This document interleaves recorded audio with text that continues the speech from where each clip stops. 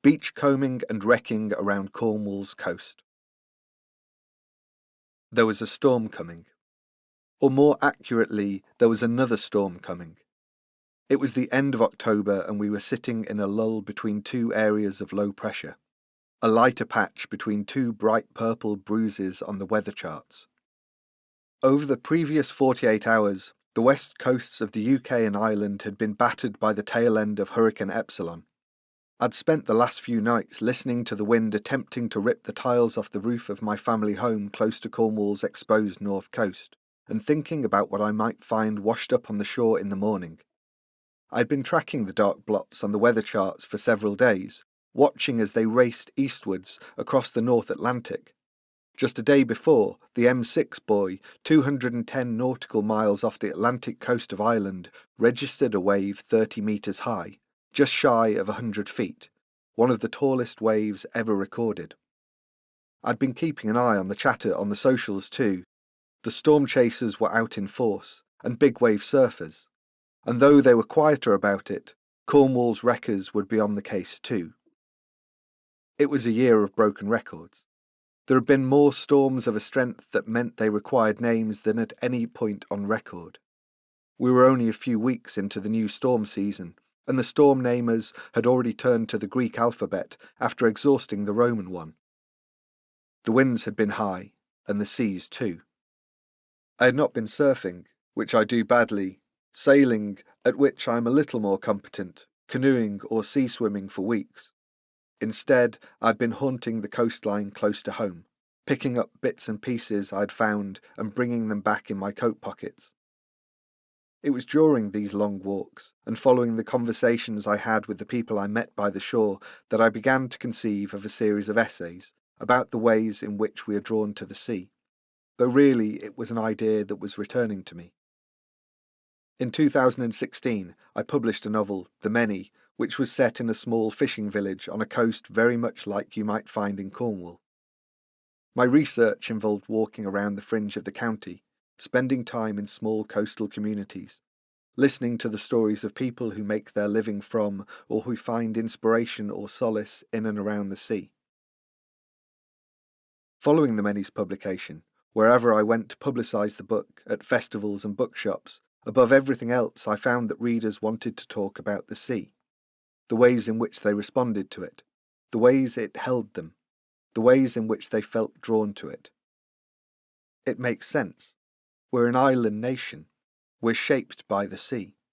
It's natural, surely, that we'd want to dissect the ways in which we gravitate to the element that surrounds us, that comforts and threatens us, that gives joy and takes lives. I live a mile from the Atlantic, and there are few days when I don't go down to the sea for one reason or another. It's ritual and routine. I swim, surf, body surf, sail, paddle and splash.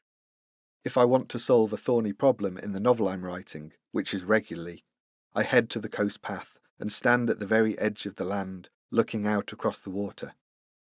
I cast my characters onto Borden Rocks, the two tiny islands just off St Agnes Head, and leave them there for a while to see what they are made of.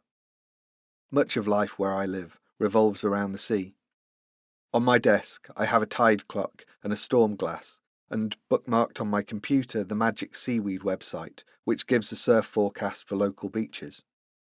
I could do without all of these, as there's a far more accurate way of finding out what's going on around the coast.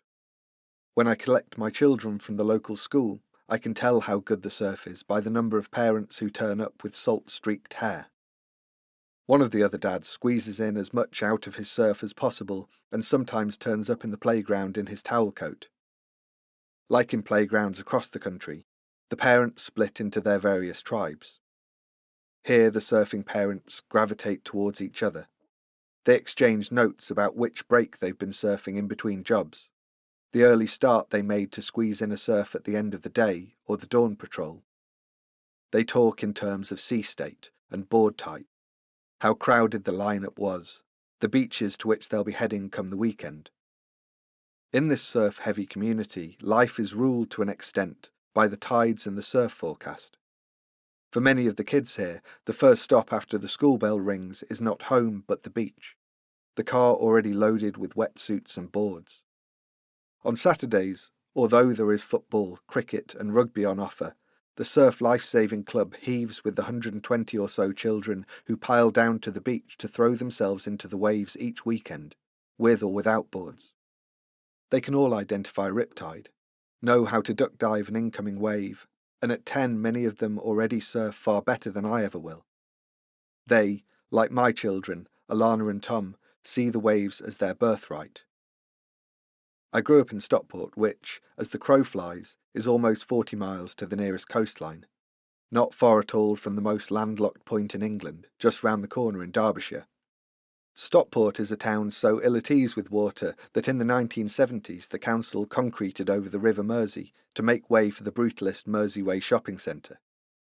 The glimpses of the river I remember as we crossed the bridge into town to do the weekly shop were of stacks of jettisoned shopping trolleys sticking out of the brown water, taxed and dumped bikes, and a gaping moor-like hole beneath Asda where the river disappeared, a churning, frothing torrent. I remember clearly the sense of expansion I had on days out to the coast and the corresponding sense of being hemmed in when I was not by the sea. I have Stockport to thank for my own obsession, at least in part. We always want what we don't have, but it's more complex than that. When I celebrate, I turn to the sea. When I need inspiration, too. And when I have needed to grieve, when my life felt upended, the sea's presence comforted me and gave me solace in ways I still find difficult to explain.